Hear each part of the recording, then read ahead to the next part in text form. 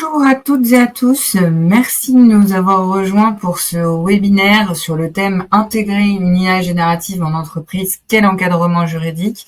Alors je vous propose, pour s'assurer qu'on a bien toutes les personnes connectées, de patienter une petite minute. Le temps pour moi d'introduire et de vous dire que finalement ce qu'on va regarder, c'est essayer de bien comprendre aujourd'hui les enjeux réglementaires et les bonnes pratiques pour essayer d'avoir une conformité qui soit la plus optimale possible. Donc ce webinaire est proposé par DPO Consulting. Je vais vous présenter ensuite un petit peu qui est DPO Consulting. Et puis surtout, n'hésitez pas à transmettre vos commentaires en live sur le stream. Je me ferai un plaisir d'y répondre. Ça rendra le webinaire un peu plus participatif. En tout cas, c'est un peu l'idée du jour, ne pas forcément me laisser seule parler pendant 1 heure. Ce sera un plaisir de répondre à vos questions en live et en cours de webinaire.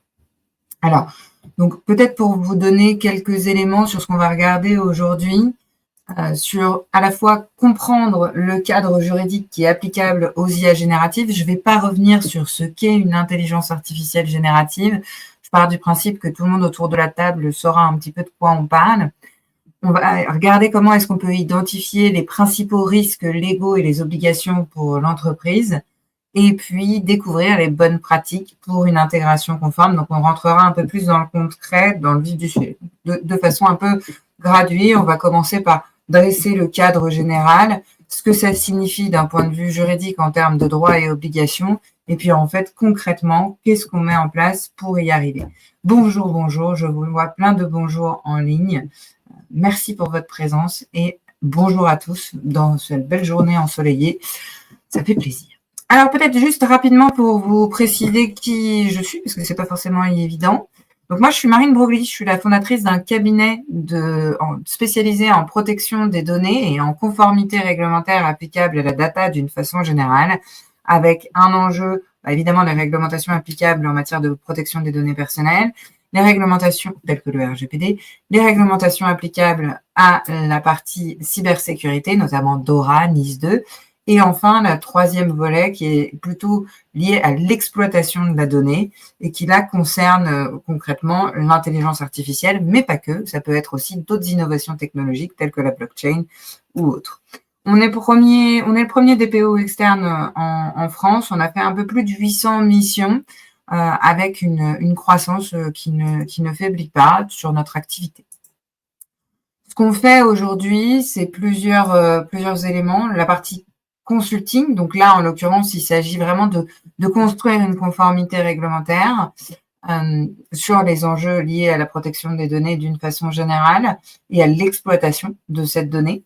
Et puis, on a un volet plus de long terme, d'outsource DPO.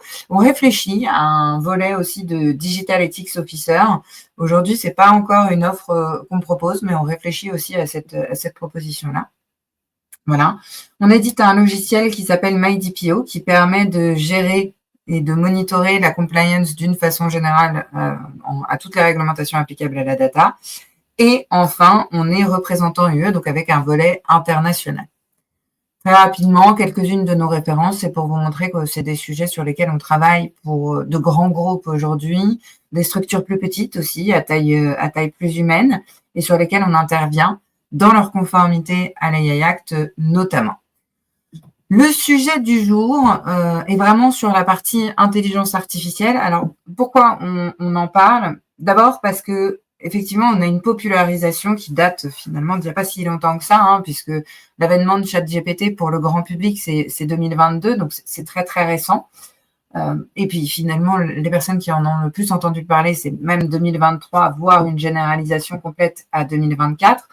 ChatGPT est une des intelligences artificielles génératives, mais vous en avez pléthore, et avec différents types de générations, puisque en fait, c'est le concept de l'intelligence artificielle. Le concept dans l'intelligence artificielle, c'est de créer à partir des données qu'on reçoit, en tout cas, c'est la définition qui a été retenue par l'AI Act, créer à partir des données qu'on reçoit, de générer du contenu, alors qu'il soit vraiment, pour le coup, du pur contenu tel qu'on peut l'imaginer, de vidéos, de voix, de texte, mais aussi on va pouvoir générer des prédictions, prendre des décisions et faire ce genre de choses. Ce qui nous intéresse aujourd'hui dans l'IA générative, c'est celle que vous allez utiliser en entreprise et donc celle dont on entend le plus parler et celle que vos collaborateurs peuvent utiliser, j'ai envie de dire presque dans votre dos, en tout cas au quotidien. Et plus vous allez l'encadrer, mieux ce sera. Alors, l'impact sur les entreprises est énorme en termes de gains de productivité, même si aujourd'hui les études montrent que finalement l'adhésion dans les entreprises de l'intelligence artificielle n'est pas si évidente que ça, dans la mesure où les process métiers tels qu'ils existent habituellement sont pas encore tous touchés par l'intelligence artificielle, et c'est souvent finalement vos fournisseurs, donc les sociétés avec lesquelles vous travaillez, vous avez souscrit à telle ou telle plateforme, une plateforme pour faire du recrutement, une plateforme pour gérer la paye, une plateforme pour gérer le suivi des temps. Là, je prends les sujets RH qui en fait sont propres à toutes les entreprises d'une façon générale. Et du coup, pour ces IA-là, vous allez avoir une adoption qui est assez immédiate, c'est-à-dire que les éditeurs de ces plateformes-là ont intégré de facto des assistants d'IA dans leur plateforme. Alors, qu'est-ce que ça a comme impact pour vous? Est-ce que vous êtes obligé de l'accepter? Est-ce que du coup, vous pouvez le limiter? Qu'est-ce que ça veut dire en termes d'implication réglementaire, à la fois pour eux dans le cadre de l'AI Act, mais aussi pour vous en qualité d'utilisateur? Qu'est-ce que ça veut dire aussi par rapport aux collaborateurs qui pourraient utiliser des outils qui, là, pour le coup, ne sont pas validés par la direction juridique ou par la direction informatique, un peu comme le Shadow IT a été en son temps la plaie des DSI, il est fort probable que la partie Shadow AI soit également une plaie pour les entreprises dans les jours à venir. Voilà. Ensuite, on a des nouveaux services qui sont créés avec des enjeux majeurs, puisqu'en réalité, il faut avoir en tête qu'aujourd'hui, 50% des outils d'intelligence artificielle qui sont sur le marché et qui se cassent la figure ont pour origine des biais ou des problématiques de données personnelles. Ça va être notamment le cas, je pense que vous en avez entendu parler, de Clearview AI, qui était une société qui avait entraîné ces modèles d'intelligence artificielle, et notamment de vidéos et de détection de vidéos, sur des millions de données réelles de personnes physiques. Et malheureusement, cette société avait levé en 2021, de mémoire, à peu près 30 millions d'euros. L'année suivante, elle s'est faite condamner à 20 millions d'euros. Donc, je vous laisse imaginer la tête des investisseurs quand ils ont investi 30 millions d'euros en se disant, bon, c'est pas très, très grave. De toute façon, c'est hyper bankable comme société, elle ira très, très loin. Et puis, en fait, à force de scandales, c'est pas tant la sanction financière, c'est même le scandale qui a été associé, a détruit totalement la réputation de cette entreprise, qui n'est plus utilisée d'ailleurs par les organismes publics alors qu'elle l'a été pendant un temps. Et le tout partout en Europe du Nord. Donc ça a de gros enjeux pour l'entreprise, évidemment, et pour les personnes concernées, ça va de soi. Je vais pas, on va revenir dessus un petit peu après, mais d'une façon générale, l'enjeu de la conformité n'est pas juste tiens, en fait, je dois respecter les droits des utilisateurs, je dois respecter la réglementation parce que c'est une contrainte et c'est un pain point. Non, en fait, c'est beaucoup plus que ça. C'est même aujourd'hui un argument politique de protectionnisme des entreprises françaises. Donc, c'est très important d'avoir en tête ces enjeux en matière de conformité et de réglementation. Alors, je vous propose qu'on rentre un peu dans le vif du sujet, puisqu'on est là pour ça, sur le cadre juridique global qui est applicable à l'intelligence artificielle. Ce cadre juridique, il est composé de plusieurs choses, vous allez le voir, puisque en réalité, il s'agit finalement d'un nouvel agent, d'un nouvel invité à la table de l'entreprise. Vous aviez plein de personnes humaines. Une entreprise, c'est d'abord des individus, c'est d'abord des humains qui travaillent pour un but commun, c'est l'objet social de l'entreprise, avec un cadre plus ou moins moral, mais en l'occurrence, ces entreprises vont avoir par définition un nouvel invité qui est un espèce, pas de super employé, mais peut-être un stagiaire par moment, enfin en tout cas certains le définissent comme un stagiaire, et puis en fonction des évolutions de l'intelligence artificielle, peut-être demain, un super employé, voire un employé hyper augmenté. Donc sur ce cadre juridique applicable, on va d'abord regarder la réglementation telle qu'elle s'applique aujourd'hui. Donc, j'ai mentionné quelques textes, mais en réalité, vous en avez beaucoup plus parce qu'il faut avoir en tête aussi toute la réglementation internationale. Vous avez des pays comme la Chine qui ont régulé l'intelligence artificielle finalement presque un peu avant l'Union européenne, en tout cas concomitamment. L'Union européenne s'en est chargée, mais vous avez aussi un espèce de millefeuille de textes qui vont s'appliquer avec des contraintes aussi sectorielles qui vont venir s'ajouter. Un petit peu comme sur le RGPD, où à l'époque, on avait un texte très, très générique, et puis finalement, on a des directives un peu sectorielles qui sont venues s'ajouter au global. C'est un peu la même idée. Alors, c'est pas un peu, d'ailleurs, c'est complètement la même idée. Mais dans notre millefeuille législative, vous avez une première couche française, avec la loi pour une république numérique qui parle d'un certain nombre d'éléments sur l'intelligence artificielle. Le règlement général sur la protection des données, qui parle des prises de décision automatisées. Donc, le mot n'est pas fait référence explicitement au terme de l'intelligence artificielle, mais il est fait référence aux prises de décision automatisées, qui sont en fait une forme d'intelligence artificielle. Et puis, plus récemment, l'AI Act, sur lequel on va revenir. Au-delà de l'AI Act, vous allez avoir aussi d'autres réglementations très spécifiques qui vont s'appliquer. Notamment, ça va être le cas de la responsabilité du fait des produits défectueux. Donc ça, c'est une réglementation qui s'applique normalement plutôt aux produits et qui a été étendue dans la fameuse directive là, du mois de novembre 2024 aussi aux logiciels et notamment aux logiciels intégrant de l'intelligence artificielle. Donc avec tout un corpus réglementaire applicable à la responsabilité sur des produits. Vous allez le retrouver aussi sur la base d'organismes qui vont être en charge de s'assurer de la conformité en matière d'intelligence artificielle. Ce qu'il a été décidé, c'est que pour en tout cas ce qui se dit pour l'instant, c'est que tous les aspects qui vont être liés à des dispositifs biométriques, à des dispositifs un peu prospectifs sur l'intelligence artificielle, ces éléments-là seront gérés par la CNIL. Alors bien sûr, tous les éléments liés à la protection des données personnelles, mais aussi quelques éléments prospectifs, comme par exemple des éléments sur la vidéosurveillance entraînée avec effectivement des images de vidéo, la reconnaissance faciale, plein d'éléments de ce type-là qu'on va retrouver. On va avoir aussi, alors finalement, il est presque prévu que le global soit géré par la DGE, donc par la Direction générale des entreprises, et par la DGCCRF.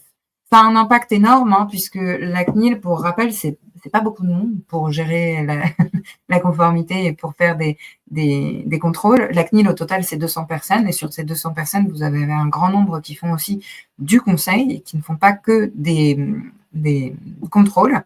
En revanche, à la DGCCRF et à la DGE, il y a beaucoup plus de monde. Et donc, dans ces structures, aujourd'hui, dans ces organismes, il est fort probable qu'on ait ensuite la possibilité de faire des contrôles de façon assez large. Tout ça va s'appliquer de façon progressive, puisque en réalité, ces organismes en charge de la conformité sont à déterminer pour le 2 août 2025. Donc évidemment, il ne peut pas y avoir de contrôle avant le mois d'août 2025 et on n'est pas prêt de voir des décisions sur ce sujet-là.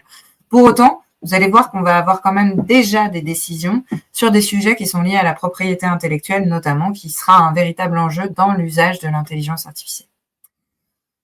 Juste pour revenir en quelques mots sur l'AI Act, parce qu'on va beaucoup en parler en termes d'obligations. À nouveau, c'est un texte qui est un règlement, donc d'application immédiate. On n'est pas obligé d'attendre une transposition en droit français, mais il rentre en application par paquet, et par paquet de 6 mois, espacé de 6 mois, chacun d'eux. Vous avez plusieurs niveaux. En tout cas, l'état d'esprit de ce règlement, c'est une approche par les risques. L'idée est de dire, en fait, je ne sais pas réguler ce que je ne connais pas, donc qui va arriver. Donc, je vais réguler, et qui va arriver d'un point de vue technologique.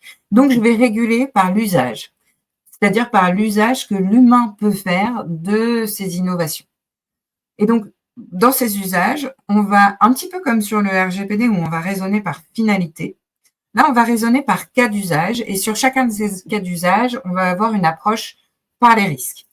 Quand on dit une approche par les risques, vous voyez que j'ai 4 niveaux de risque et puis un volet un peu plus transversal qui sont les modèles d'IA dits à usage général, à ne pas confondre avec l'IA générale, qui est autre chose. Donc sur les modèles d'IA à usage général, c'est ce que vous allez connaître aujourd'hui, c'est notamment toute cette partie intelligence artificielle et générative. Alors on les appelle à usage général parce qu'en fait on n'a pas pu déterminer un usage spécifique à part la génération de contenu. Mais en l'occurrence, on peut pas se dire, bah tiens, il va permettre de résoudre tel problème. Non, en fait, il peut résoudre plein de problèmes qu'on croyait, en tout cas, limités aux problématiques humaines. Donc, on a, par définition, le risque minimal, c'est la majorité des systèmes d'intelligence artificielle tels qu'ils existent aujourd'hui. Donc, c'est beaucoup d'algorithmes. C'est ce que vous allez connaître aujourd'hui pour le classement des emails, pour le classement des phishing dans Mailing Black. Tous ces éléments-là, aujourd'hui, c'est vraiment du risque dit minimal. Ce qui ne veut pas dire que leurs défauts n'auraient pas un impact important pour l'entreprise, mais en tout cas pour les individus et pour les personnes concernées, on va considérer que l'impact est assez faible. Ensuite, on va avoir des niveaux de risque de transparence, haut risque et risque inacceptable. Les risques, tous ceux qui sont à risque inacceptable, sont interdits depuis le 2 février 2025. Cette interdiction-là est entrée en application le 2 février dernier. Donc, ces systèmes d'intelligence artificielle sont par définition déjà interdits. Vous allez retrouver parmi eux les notations sociales, l'exploitation de la vulnérabilité des personnes, des identifications biométriques. Enfin, voilà, je ne vais pas rentrer dans le détail puisque c'est pas le sujet d'aujourd'hui, mais en tout état de cause, vous avez ces éléments de risque. Ensuite, vous avez les SIA dits à haut risque, où là, on va avoir des exigences qui sont renforcées. C'est tout ce qu'on va utiliser dans le recrutement ou les usages répressifs. Et enfin, vous allez avoir ceux qui sont liés aux obligations. On va mettre un risque en matière de transparence. C'est finalement des IA qui interagissent avec un être humain et qui permettent notamment dont on ne voudrait pas qu'il puisse mettre en défaut l'être humain en ne sachant pas qu'il parle à une intelligence artificielle. Voilà. Donc, je vous l'ai dit, hein, on va avoir assez peu de temps parce que finalement, le 2 août 2026, il y a le 2 août 2026, toutes les dispositions du RIA prennent leur plein effet. Donc, on entre par paquet en application. Vous allez avoir une première partie sur les risques inacceptables. Mais dès le 2 août, toute la partie relative à la gouvernance et notamment à la formation de vos collaborateurs sur le sujet de l'intelligence artificielle entre en application. Donc, il y a déjà des paquets qui sont à mettre en place dès le 2 août de cette année et qui vont avoir un impact. Alors, pourquoi le RGPD va avoir un gros impact dans ce qu'on va se raconter aujourd'hui? C'est parce que alors, c'était une phrase qui avait été sortie par la présidente de la CNIL. Alors, à l'époque, c'était Isabelle Falque-Pierrotin qui avait sorti cette phrase-là et que je trouve très juste. L'algorithme sans données est aveugle et les données sans algorithme sont muettes. Le cœur du réacteur de n'importe quelle intelligence artificielle, et j'ai même envie de vous dire, même celle des LLM qu'on utilise aujourd'hui et qui plafonnent dans leurs évolutions, c'est la data. C'est l'entraînement d'un modèle sur des données. Et donc, c'est vraiment le cœur du sujet. La donnée, évidemment, elle peut être personnelle. En tout cas, la plupart du temps, elle l'est, ou elle va être liée, ou elle permettra à un moment d'identifier un individu, et le tout sur des citoyens ou des résidents de l'Union européenne. Donc, c'est pour ça qu'on va avoir quand même une combinaison de réglementations applicables, et je vais revenir dessus, sur la partie protection des données personnelles et intelligence artificielle, donc dans le cadre de l'AI Act. Un point qu'il faut avoir en tête également, c'est l'éthique. Alors, pourquoi l'éthique?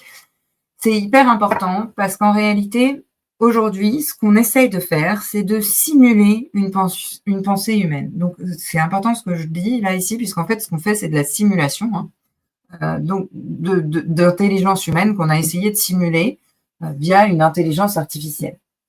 Donc, l'IA éthique et responsable vient un petit peu éclairer le droit. Alors, quand est-ce qu'on fait appel à l'éthique? On fait appel à l'éthique souvent quand on n'a pas de cadre juridique clair. Et en l'occurrence, l'AI Act fournit un certain nombre d'éléments sur l'organisation, la transparence, mais sur une matière qu'on a encore un peu de mal à appréhender. Donc, ce que vous voyez ici, c'est finalement les 6 grands principes qui vont permettre d'assurer qu'on a une IA éthique, c'est-à-dire respectueuse des droits humains fondamentaux et qui place l'humain au centre du jeu. Ce qui n'est pas le cas, par exemple, de nos concurrents aux États-Unis ou de nos concurrents en Chine qui vont pas forcément avoir la même approche. On a une approche, et hier j'étais à un colloque et j'ai trouvé ça très intéressant. Ils ont, c'était Monsieur Hamilton qui est VP Group chez Thales qui a utilisé ce terme que j'ai trouvé très joli d'IA des Lumières. Et en fait, un peu comme au siècle des Lumières, la France et l'Union européenne a voulu se baser sur cette idée un peu d'éclairer le droit et d'éclairer l'utilisation de l'intelligence artificielle en se basant sur nos principes et nos valeurs morales telles qu'on a pu le faire au siècle des Lumières. Voilà. Ensuite, alors qu'est-ce que ça veut dire, hein? D'abord, un usage encadré et mesuré des données personnelles, une confidentialité des données, c'est le premier principe sur le côté d'être respectueux. Équitable, donc l'idée c'est qu'elle s'attache à ne pas créer ou reproduire de la discrimination, elle favorise l'inclusion, y compris des minorités. Elle est transparente dans son fonctionnement, donc du coup, le caractère est explicable, hein, elle est auditable. Elle est loyale dans sa relation avec les êtres humains, et ça c'est hyper important. Elle ne fait que ce qu'on attend d'elle, et elle se révèle à l'utilisateur. Et enfin, elle est maîtrisée, donc elle reste sous le contrôle permanent de l'humain. Et enfin, elle est sûre, c'est-à-dire qu'elle est sécurisée et robuste face aux cyberattaques. Alors, je vois que vous avez quelques questions. Je n'ai pas vu toutes les questions. Bonjour à toutes. Voilà.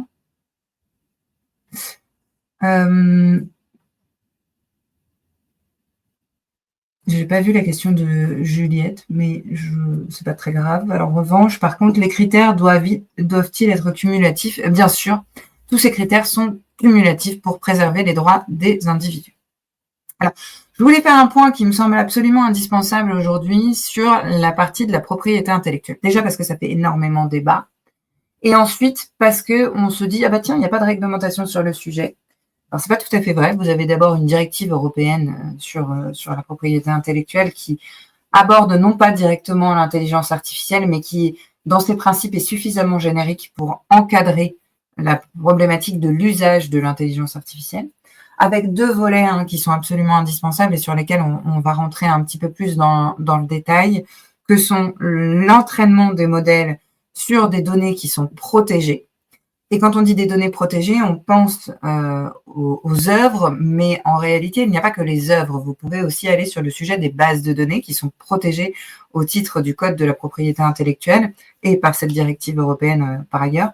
Et donc, pour le coup, il existe déjà tout un corpus réglementaire applicable à la propriété intellectuelle. Et vous avez en parallèle de ça un contentieux dont on va surveiller vraiment là les conclusions qui ne seront pas pour tout de suite, mais en tout cas, l'affaire a été introduite devant le tribunal judiciaire de Paris d'un certain nombre d'organisations qui se sont coordonnées pour faire une action vis-à-vis de Meta pour un usage inapproprié, en tout cas interdit, d'œuvres, de leurs œuvres notamment, pour entraîner les modèles d'intelligence artificielle.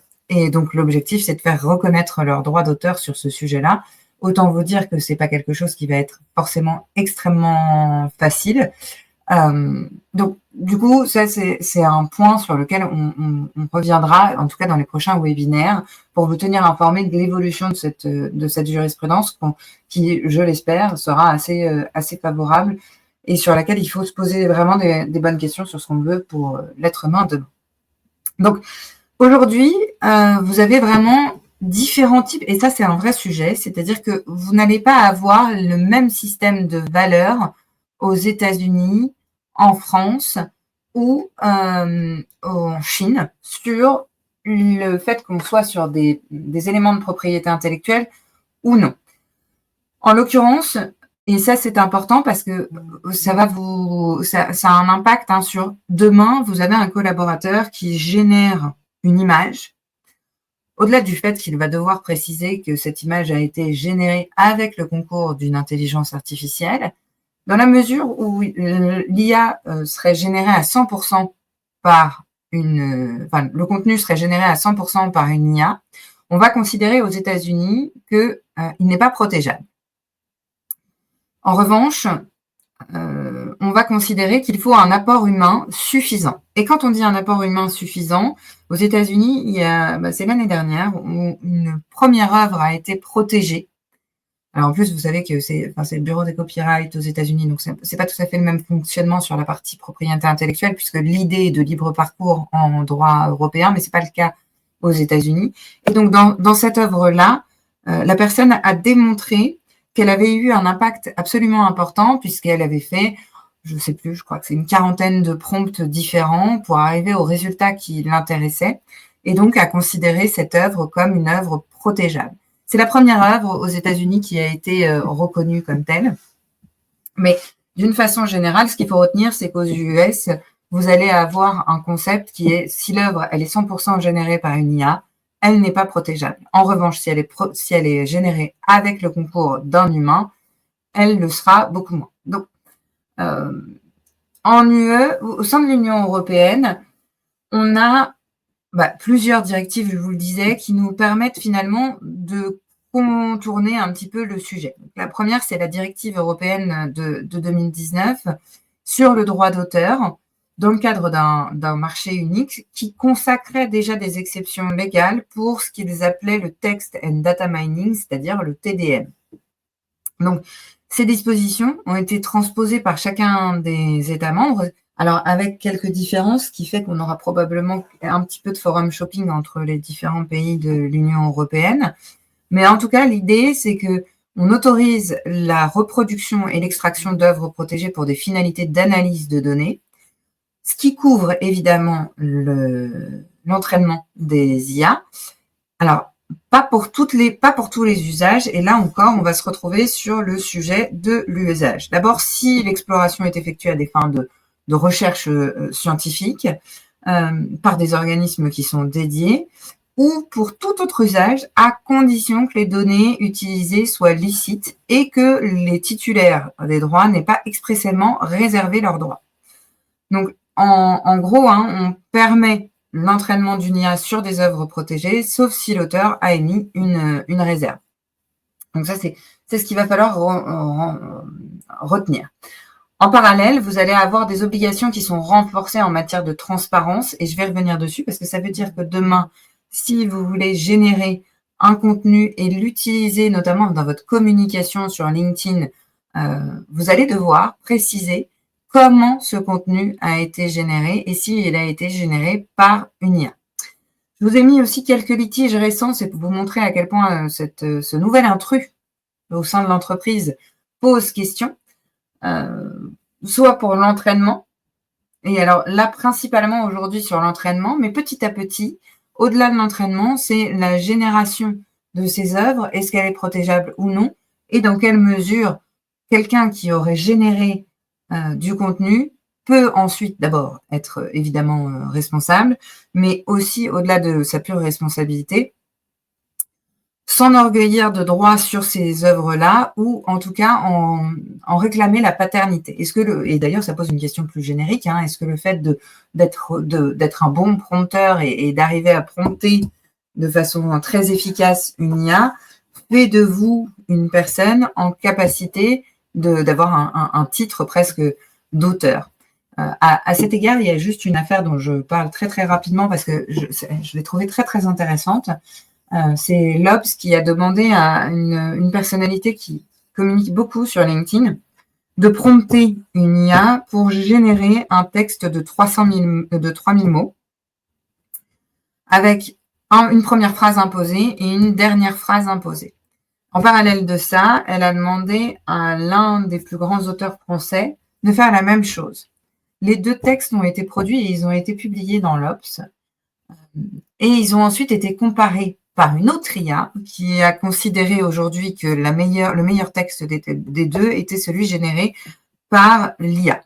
Est-ce que, pour le coup, l'auteur était vraiment un véritable auteur parce qu'il a prompté, et là, en fait, il expliquait qu'il avait fait plusieurs dizaines de prompts, et surtout, il avait fini par faire un méga prompt sur lequel un humain n'aurait presque pas pu le comprendre. C'est-à-dire que le prompt est une suite de mots-clés et pas nécessairement des phrases telles que nous, on pourrait les rédiger.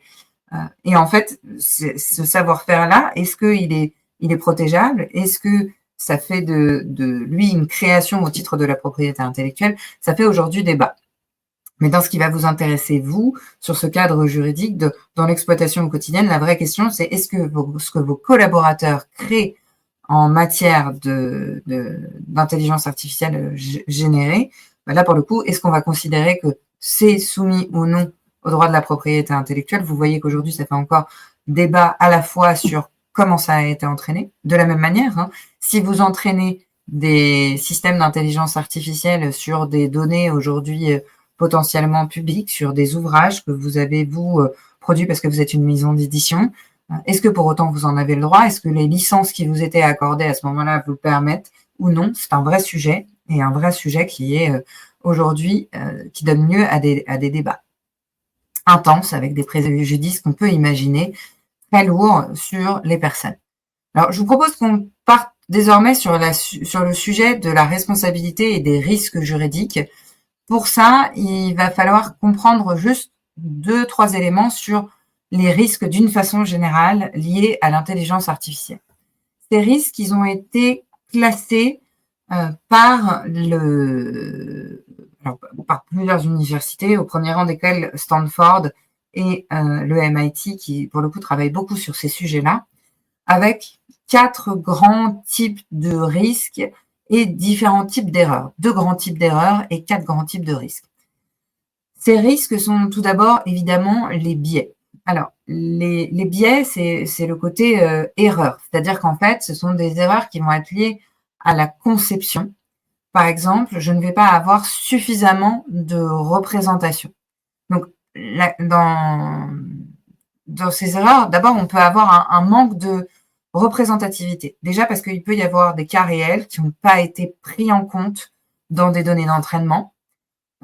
Et ça va être, par exemple, le cas de certains algorithmes, pour vous donner un exemple, de reconnaissance faciale, qui sont entraînés sur des ensembles de données ou des personnes de certaines origines. Et puis, en fait, quand on va les mettre sur d'autres origines, on va les déployer, par exemple, dans un autre pays, avec d'autres origines ethniques, pour le coup, l'IA ne sera pas aussi efficace. Et ça, c'est ce qu'on va appeler le manque de représentativité. Ensuite, la deuxième erreur, c'est les hypothèses qui seraient trop approximatives. Donc là, en fait, l'IA va reposer sur des hypothèses du type j'ai voulu faire une évaluation de la performance des enseignants aux États-Unis qui ont causé de nombreuses plaintes. Et là, pour le coup, la performance d'un enseignant, elle était trop simpliste. Pourquoi? Parce que les critères retenus là lors de l'entraînement n'étaient pas suffisamment les bons. Donc là, c'est ce qui va donner lieu finalement à des erreurs dans la conception et qui va donner lieu à de la discrimination. Ou, plus généralement, au moment de l'utilisation, de l'exclusion ou de la personnalisation. Donc là, concrètement, de quoi on parle? On parle du fait que dans l'utilisation quotidienne de l'IA, je vais avoir une mauvaise qualité des données. Donc, lors de son utilisation, ça va modifier sa performance. Je vous donne un exemple. Vous l'utilisez aujourd'hui pour faire une intelligence artificielle qui permet de donner des inputs en qualité de DPO. Si en fait, les consultants qui sont chargés d'entraîner cette IA mettent toujours des pouces en disant que c'est négatif comme réponse ou disent toujours que l'information est bonne alors qu'en réalité, elle n'est pas bonne, on va avoir une IA qui va être de moins en moins efficace et efficiente. C'est la problématique, d'ailleurs, à laquelle ça va se retrouver confronté ChatGPT. C'est-à-dire qu'en généralisant l'usage global à toutes les personnes, en fait, on se retrouve dans la situation où finalement ces personnes-là peut-être sont moins sachantes et vont induire le système en erreur. Ensuite, on peut avoir des défauts qui sont liés au matériel ou au capteur, et donc là, pour le coup, c'est ce qu'on va connaître sur les caméras de vidéosurveillance.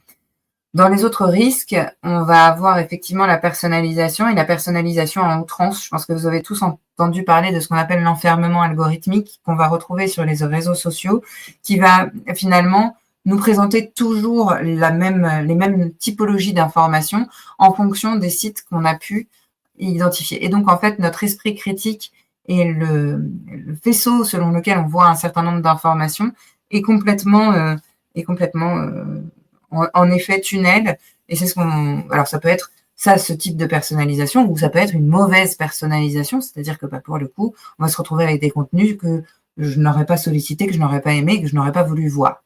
Ou, par exemple, des images qui vont être montrées à des jeunes enfants, alors qu'en réalité, ça n'aurait pas dû rentrer dans le fil d'un adolescent. Voilà. Alors, ça nous amène à une problématique parce que, en réalité, à partir du moment où je peux avoir des biais et des erreurs, la vraie question, c'est qui va être responsable? En tout cas, c'est la vraie question que vous devez vous poser en tant qu'entreprise, en tant que déployeur de systèmes d'intelligence artificielle d'une façon générale. Et là, en fait, on a plusieurs acteurs qui sont impliqués. Et c'est la raison pour laquelle je vous disais tout à l'heure que l'AI Act est important, puisqu'en fait, il va définir des rôles et avec lui, des responsabilités. Dans ces rôles, vous allez avoir deux grands rôles. Le premier, c'est évidemment celui de fournisseur. Celui qui est fournisseur, c'est celui qui développe ou qui fait développer un produit d'intelligence artificielle, donc un système d'intelligence artificielle. Quand je le dis fait développer, il le fait développer sous son nom, sous sa marque. C'est un petit peu comme l'état d'esprit qu'on avait sur le RGPD du responsable de traitement. C'est lui qui décide des moyens et de la finalité, c'est un peu la même idée. C'est-à-dire que c'est celui qui décide du cas d'usage et qui va s'assurer et développer un système, peu importe qu'il le fasse en interne ou non, pour que ce cas d'usage soit réalisé. Et puis en face, vous allez avoir l'entreprise utilisatrice qui est en fait au sens de l'AI Act, ce qu'on appelle un déployeur. Ce déployeur n'a pas le même rôle et n'a pas les mêmes obligations, mais les deux ont des obligations et des droits, mais surtout des obligations en matière d'intelligence artificielle. Et donc, c'est lui qui va mettre en œuvre et exploiter le système d'intelligence artificielle dans ses processus métiers. La différence entre un déployeur il existe une différence entre un déployeur et un distributeur. Hein. Celui qui va être déployeur va le mettre en œuvre, mais pas forcément mais d'une façon générale pour son usage personnel. Alors que pour le coup, un distributeur va pas le mettre en œuvre pour son propre compte. En fait, il va distribuer sous la marque du fournisseur un système d'intelligence artificielle qui n'a pas été développé par ses propres soins. Et donc, en fait, la responsabilité va dépendre du niveau de contrôle et du niveau de modification que chaque acteur va exercer sur l'intelligence artificielle. Alors, vous allez me dire, ça, c'est pas très sympa parce qu'en réalité, d'un point de vue prédiction,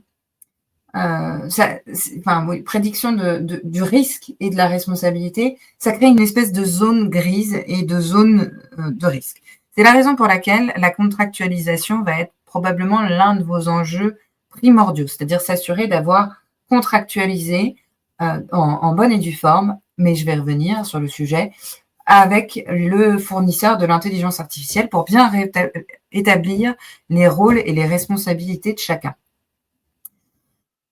Donc finalement, ce qu'on va voir, c'est que le développeur et notamment donc le fournisseur va être responsable de tous les défauts qui vont être liés à la conception et à la transparence du système.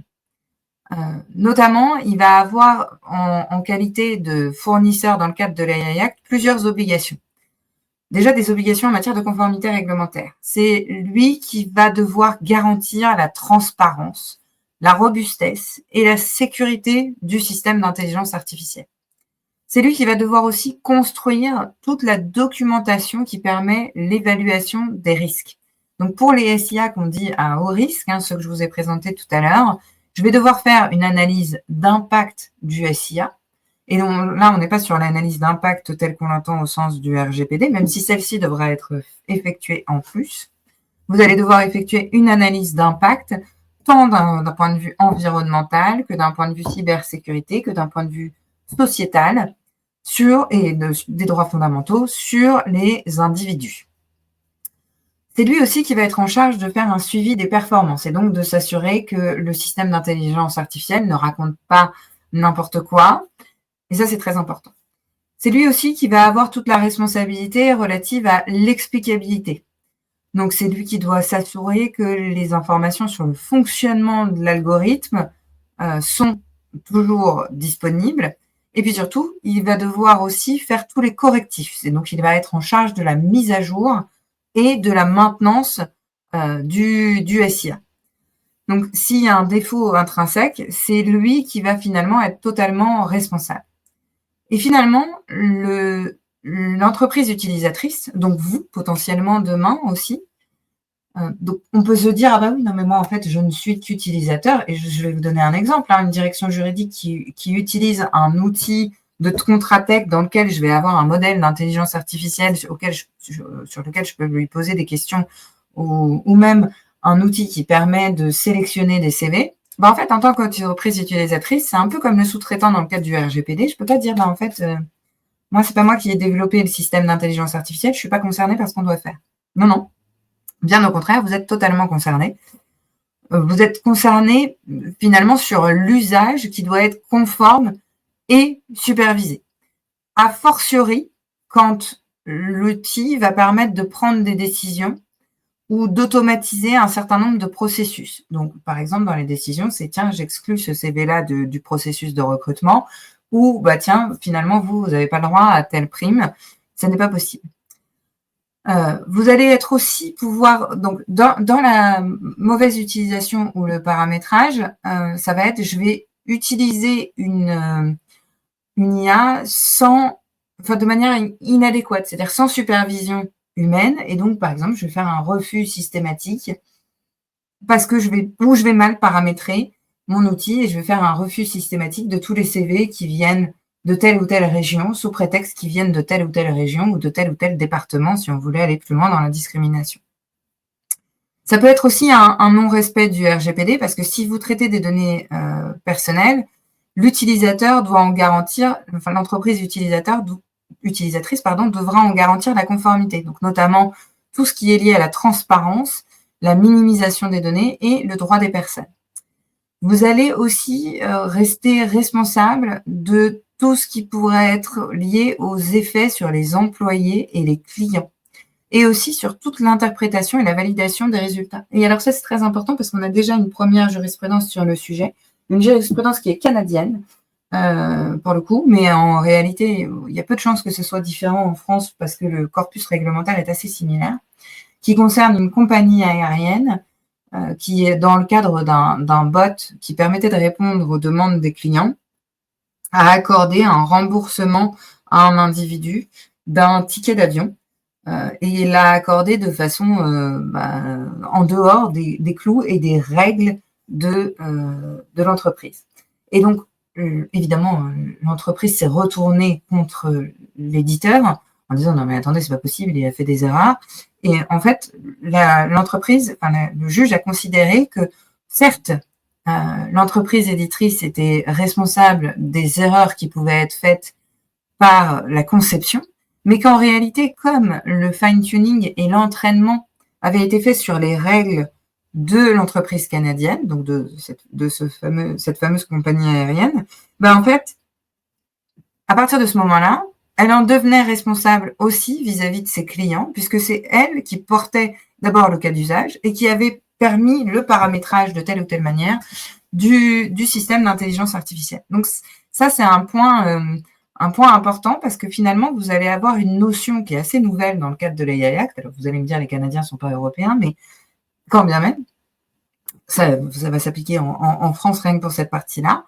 On va avoir finalement une notion de responsabilité un peu partagée entre les différentes parties. Ce qui, à nouveau, n'est pas l'élément le plus sympathique. Je vous le disais, sur la partie problématique de contrefaçon et de droit d'auteur, ça, c'est un vrai sujet, puisqu'on va avoir des des protections des œuvres préexistantes. Alors, je vois qu'il est 45, je vais peut-être avancer puisque ça, je vous en ai déjà parlé. On va avoir encore un certain nombre d'éléments à identifier sur ce sujet-là. Je passe maintenant au sujet de la protection des données personnelles. Ce que vous voyez ici, ce sont les guidelines de la CNIL dans la mise en œuvre d'un système d'intelligence artificielle. Alors, je ne vais pas rentrer dans le vif du sujet parce que ça pourrait faire l'objet d'un webinaire à lui tout seul sur ce régime de la protection des données personnelles. Ce qu'il faut que vous ayez en tête, ce sont quand même les grandes obligations. D'abord, quand vous allez vous poser la question d'utiliser un système d'intelligence artificielle, comme pour tout usage de données à caractère personnel, en fait, vous allez devoir déterminer un objectif proportionnel et proportionnel. Alors évidemment, dans un premier temps, vous allez devoir déterminer le régime applicable, c'est-à-dire déterminer si vous êtes au sein de l'Union européenne, oui ou non, si vous êtes impacté par d'autres réglementations, si votre rôle est celui de fournisseur, si votre rôle est celui de déployeur, et en fonction, avoir bien en tête vos responsabilités et vos obligations.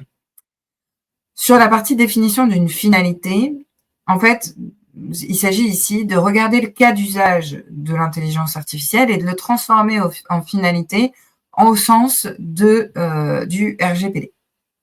Ensuite, vous allez devoir assurer que le traitement est licite. Donc, vous assurez que vous avez bien une base légale. Qu'est-ce qui vous autorise à traiter des données à caractère personnel? Si je reprends mon sujet fil rouge, qui est un peu celui du recrutement des IA qui permettent aujourd'hui le screening de CV et le recrutement, on a de multiples couches technologiques, puisque je vais avoir une technologie de OCR pour reconnaître la partie textuelle, et puis ensuite, je vais avoir des algorithmes qui vont raisonner par écart par rapport à l'objectif, ou en tout cas au poste qui est visé. Là, en l'occurrence, je vais devoir m'assurer que j'ai une base légale et que j'ai le droit ou pas de réutiliser les données.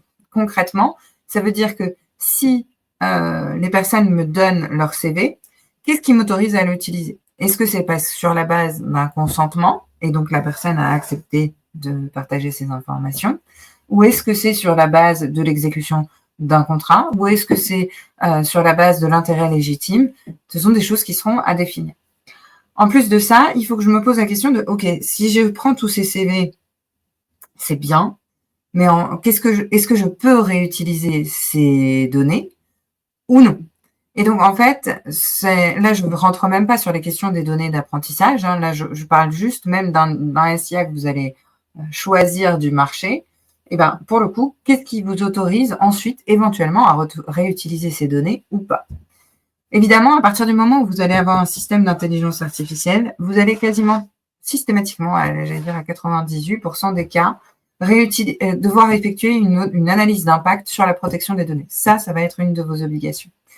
Et de tenir compte de la protection des données dans la conception de votre système. Donc, se poser la question de quelles sont les données d'entraînement que je peux utiliser et de quelle manière je peux le faire.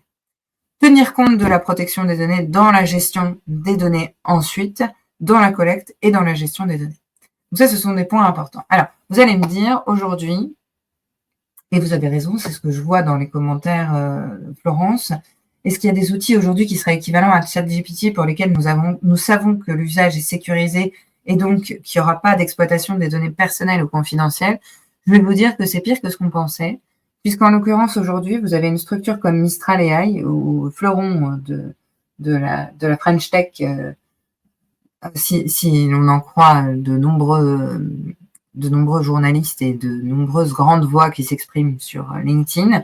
En l'occurrence, aujourd'hui, cet outil d'intelligence artificielle ne permet pas, comme le permet en revanche aujourd'hui OpenAI via ChatGPT, de ne pas entraîner le modèle avec ces données. Alors, ils se sont justifiés, ça peut se discuter, mais en tout cas, aujourd'hui, d'outils ChatGPT n'est pas nécessairement le pire à partir du moment où vous avez bien été décoché dans les paramètres le fait d'utiliser le système. Aujourd'hui, la seule manière, mais vous allez avoir quand même des problématiques avec le fait que les Américains puissent avoir accès aux informations. La seule manière aujourd'hui de bloquer cette partie-là, finalement, c'est de prendre un abonnement ChatGPT qui soit pas juste professionnel, mais en fait de l'uploader, ou en tout cas de l'héberger sur votre propre tenant, c'est-à-dire en fait sur vos serveurs ou sur des serveurs cloud idéalement français ou européens, sur lesquels vous allez héberger finalement un modèle de LLM, comme ChatGPT qui vous intéresse. Vous allez bénéficier des mises en avant, mais tous les échanges que vous allez avoir avec cette intelligence artificielle seront cloisonnés et ne pourront en aucun cas être vus ni par ChatGPT et améliorer son modèle, ni non plus être utilisés de façon plus générique par les services de renseignement américains, même si vous allez me dire que peut-être ça ne les intéresse pas ce que vous faites. On voit aujourd'hui que c'est pas si simple que ça. Dans les transparences et informations des utilisateurs, on a plusieurs obligations. Alors, l'obligation d'informer que l'utilisateur interagit avec une IA. Ça, c'est obligatoire pour tous ceux sur lesquels je vais avoir un chatbot, par exemple. On doit démontrer qu'on interagit avec une intelligence artificielle. Ensuite, on va avoir l'obligation d'indiquer la génération automatisée des contenus. Donc, en fait, à partir du moment où vous allez avoir une photo qui est générée par une intelligence artificielle, vous devez mentionner le caractère non humain de cette œuvre. Alors, vous allez me dire, c'est un peu embêtant parce que moi, en fait, je l'utilise pour faire des politiques, des procédures, pour conseiller mes clients. Je suis avocat et en fait, je vais l'utiliser pour faire des réponses à des emails. En fait, est-ce qu'à chaque fois, je dois le mettre? Aujourd'hui, on est sur un léger flou de ce point de vue-là, hein, même si je suis censée dire, ce texte a été généré par une IA et peut contenir des erreurs et des approximations. Si vous l'avez vérifié et qu'en fait, finalement, l'IA n'a été qu'un outil et que vous avez non seulement vérifié son contenu, vous l'avez supervisé, a priori, finalement, vous ne seriez pas obligé d'indiquer que c'est une IA qui l'a généré. Donc, en fait, tout le débat va s'orienter sur à partir de quel moment je considère que c'est moi ou à partir de quel moment je considère que c'est l'IA. Et à partir du moment où, en fait, c'est augmenté, est-ce que c'est vraiment encore l'IA? Voilà. Donc, je vous ai mis des petits exemples d'informations à intégrer. Il y a 2 autres obligations en fonction de la criticité du système d'intelligence artificielle sur lequel on va travailler. D'abord, je dois assurer une certaine transparence sur les sources d'entraînement, c'est-à-dire sur quelles données j'ai entraîné mon modèle. Et je vais avoir aussi un droit de rectification et un droit de contester une décision qui a été prise de façon automatisée, mais ça ne vient pas de l'AI Act, ça vient du RGPD. Donc, c'est quelque chose qui est déjà en place, finalement, aujourd'hui. Ce n'est pas la peine d'attendre l'AI Act sur ce sujet-là. Vous ne l'aurez pas, mais en l'occurrence, le RGPD s'applique de facto sur ce point-là. Ensuite, sur les points clés à avoir en matière d'IA, en matière d'événements, vous allez avoir ici, je vous ai mis ici, un exemple de radar d'évaluation des risques avant l'adoption. Donc, vous allez avoir des matrices, enfin c'est ce qu'on essaye de faire, avec des axes à analyser avant d'adopter un système d'intelligence artificielle. Ça va être d'abord les risques qui sont liés à la nature des données. Est-ce que je suis sur des données personnelles, non personnelles? Est-ce qu'elles sont critiques? Est-ce qu'elles servent d'ailleurs à un système critique d'une façon générale? Ensuite, vous allez avoir une évaluation sur la robustesse et la fiabilité. Donc, sur la robustesse et la fiabilité, l'objectif, c'est de voir est-ce que l'IA fait des erreurs ou non. Est-ce qu'elle est robuste au fait qu'elle ne puisse pas faire d'erreurs? Donc, ce qui veut dire, par exemple, je vous donne un exemple, sur une IA, j'ai donné ça en cours la semaine dernière et je trouve qu'il est assez parlant. Sur une IA qui va être entraînée à reconnaître des individus, par exemple, sur des photos, en fait, si demain, on voit bien au milieu et qu'elle est super performante, mais qu'en fait, après, on voit que de profil ou que sur le côté un peu tronqué, elle est moins efficace, on va considérer qu'elle n'est pas seulement pas fiable, mais qu'elle n'est pas robuste. C'est-à-dire que dans différents cas, elle ne sera pas efficace et que surtout, elle peut être sujette à des erreurs. Vous allez voir ensuite le volet risque de sécurité et de continuité. Donc là, l'idée, c'est de se poser la question de dans quelle mesure, tout comme n'importe quel projet informatique ou comme n'importe quel logiciel, finalement, je peux y accéder aux données, mais aussi, là, c'est de nouveaux risques en matière de cybersécurité. Comment je peux l'induire en erreur ou lui faire créer des choses qu'on n'aimerait pas lui faire créer ou lui faire interagir avec le monde humain de façon négative. Alors, on pourrait aller très très loin là-dedans, sur le fait, par exemple, un véhicule autonome qui va rouler sur des gens. En fait, on s'est aperçu que la prise de contrôle à distance dans les véhicules autonomes permettait aujourd'hui à distance, de façon assez facile, d'ouvrir et de fermer des fenêtres. Donc demain, finalement, est-ce que je peux pas faire tourner le volant et écraser toute une rocade, tout un pan de personnes, d'individus? Là, pour le coup, on pourrait se poser la question. Les risques légaux et réglementaires, on va donc regarder dans quelle mesure le système d'intelligence artificielle est conforme à la réglementation applicable. Est-ce que, pour le coup, il n'induit pas des choses qui n'auraient pas été autorisées? Je pense notamment au droit social. Ensuite, on va regarder le risque réputationnel et environnemental. Donc, sur la partie réputationnelle et environnementale, en fait, ce qu'on regarde ici, c'est la partie RSE. Et enfin, les risques liés aux utilisateurs et au dialogue social. Donc, quel est l'impact sur les droits fondamentaux des individus? L'impact sociétal, qu'est-ce que ça va avoir en impact pour demain? Ensuite, vous allez avoir l'encadrement contractuel. L'encadrement contractuel, je vous ai mis ici un récapitulatif créé par un de mes collaborateurs d'ailleurs, sur les grands thèmes qu'il va falloir regarder dans un contrat. Donc, dans un contrat, il va falloir regarder évidemment la qualification du niveau de risque du SIA, du SIA en lui-même d'ailleurs, est-ce qu'on est sur un SIA ou non, du niveau de risque associé à ce système d'intelligence artificielle, des parties. Je vais regarder aussi les obligations de chacun et anticiper les changements de qualité.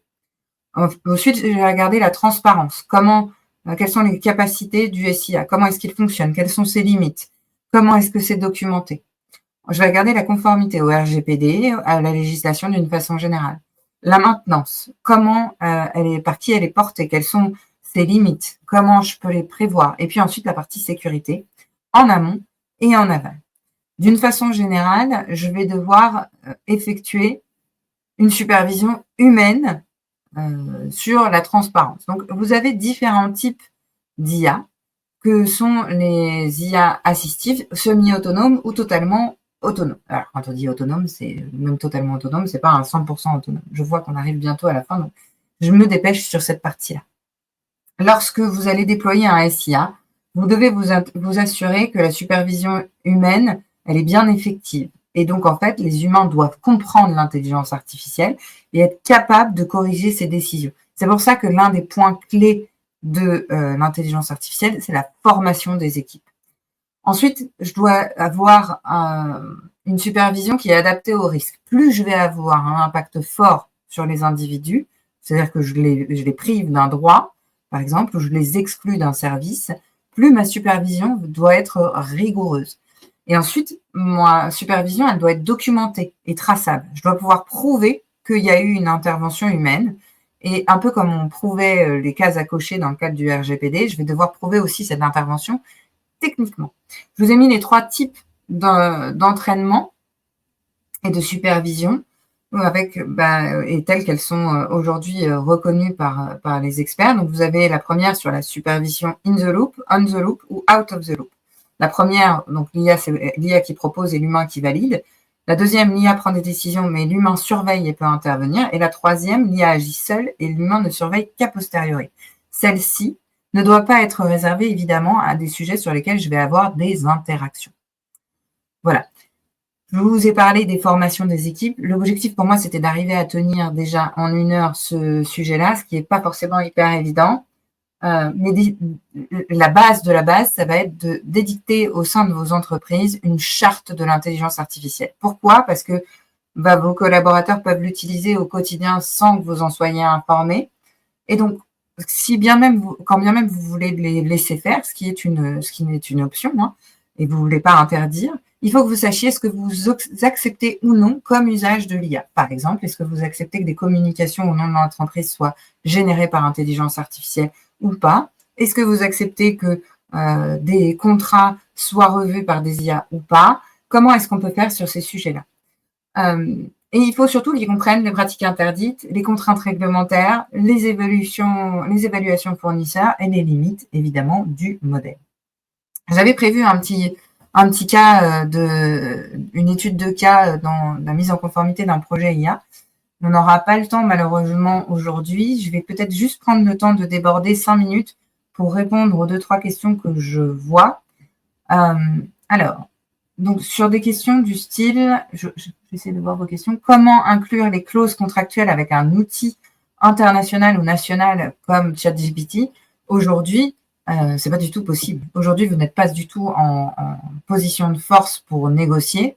Et donc, en fait, la seule contrainte qu'il va y avoir, c'est que le contenu de ces clauses-là vont se retrouver dans les conditions générales de vente qui vont vous être imposées, mais vous n'aurez aucune marge de manœuvre, aucune latitude pour négocier ces clauses-là. Donc ça, c'est un vrai sujet, mais un peu de la même manière qu'aujourd'hui, dans le cadre du RGPD, vous n'avez pas la possibilité finalement de négocier avec Microsoft ou avec d'autres, ou Google.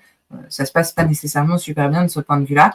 Ils font un effort en mettant plus ou moins leurs clauses, mais en conformité, mais avec évidemment le minimum de responsabilité. Là, vous n'aurez pas la possibilité de discuter ces sujets-là.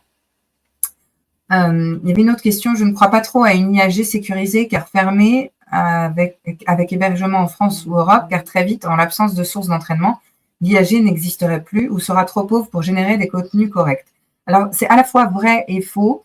Je comprends ce que vous voulez dire. En l'occurrence, aujourd'hui, toutes les entreprises grands comptes, on peut citer des entreprises comme AXA, Pierre Fabre ou d'autres grands groupes, ont développé, ou Total par exemple, ont développé ont pris des LLM et les ont mis à disposition de l'ensemble de leurs collaborateurs. Donc finalement, l'IA en question est nourrie quotidiennement par 80 000, 100 000, 150 000 salariés du sujet, avec un cloisonnement qui est ferme là pour le coup. Donc en fait, l'absence de sources d'entraînement, elle fonctionne, et en réalité aujourd'hui, les sources d'entraînement, l'entraînement continu des modèles de LLM, et les experts s'accordent à dire qu'on aurait atteint une certaine forme de plateau. C'est-à-dire que l'intelligence artificielle telle que vous la connaissez, donc des ChatGPT notamment, aurait été entraînée sur toutes les données facilement accessibles du web. Et j'ai trouvé que l'un des intervenants, d'ailleurs, hier au colloque où j'étais, a fait une allégorie qui était très intéressante sur un arbre avec des fruits. Vous avez des fruits qui sont facilement accessibles au sol. Finalement, aujourd'hui, les IA, les modèles qu'on connaît, se sont nourris de tous ces fruits accessibles au sol. Ensuite, vous avez des fruits qui sont accessibles aussi là. La plupart des temps, c'est d'ailleurs les oiseaux qui vont les piquer au niveau de l'arbre. Et donc là, il faut aller les cueillir. Et puis, vous en avez qui seront très difficiles à accéder. Et finalement, c'est ceux qui sont le plus près du soleil et qui peuvent être les meilleurs. Et donc aujourd'hui, les modèles tels qu'ils existent, alors, ils peuvent évoluer techniquement, technologiquement sur d'autres concepts, par exemple l'ajout de LCM plutôt que de LLM, enfin voilà, mais ils ont atteint une certaine forme de plateau. Et donc finalement, on n'aurait pas cette obligation. Enfin, on n'aurait pas cette obligation-là. Finalement, on n'aurait pas ce risque-là à utiliser ce type de système en les hébergeant sur notre propre tenant. Est-ce qu'on doit modifier notre registre de traitement si on utilise de l'IA? Non seulement vous allez devoir le modifier, mais en plus, vous allez devoir créer un nouveau registre qui est le registre des systèmes d'intelligence artificielle. Donc, vous devez avoir une cartographie de tous vos SIA, avec associé à chacun de ces SIA un niveau de risque. Et par définition, du coup, ça vous fait 2 registres à maintenir, un sur le RGPD et le deuxième sur l'AI Act. Comment est-ce possible que les IA se soient développées à partir de bases de données qui n'incluaient pas de conditions utilisateurs à ce sujet? Comme c'est possible, parce que tout simplement, la réglementation aux États-Unis, on laisse les choses se faire et puis on réglemente ensuite. Et ensuite, on est très triste, comme par exemple sur les réseaux sociaux, où finalement, on s'aperçoit aujourd'hui que l'impact des réseaux sociaux sur les enfants, sur les adolescents et même sur l'espèce humaine d'une façon générale, est absolument catastrophique, mais on a tout le mal possible à revenir en arrière. Et donc aujourd'hui, l'objectif de l'AI Act, c'est d'éviter la même chose sur l'intelligence artificielle, mais les États-Unis n'ont pas nécessairement la même approche. Voilà. Écoutez, je vous remercie beaucoup pour votre présence ce matin dans ce webinaire. J'ai été ravie de partager tous ces éléments avec vous. J'aurai le plaisir d'en animer d'autres, peut-être sur des sujets un peu plus précis et un peu plus spécifiques. Donc, par exemple, on pourrait en faire un juste sur comment encadrer juridiquement la partie contractuelle avec un fournisseur. Ça peut être une piste de réflexion. En tout cas, merci beaucoup pour votre temps et votre présence ce matin. Et puis, je vous dis à très, très bientôt pour de nouvelles aventures. Voilà. Merci beaucoup. Très bonne journée.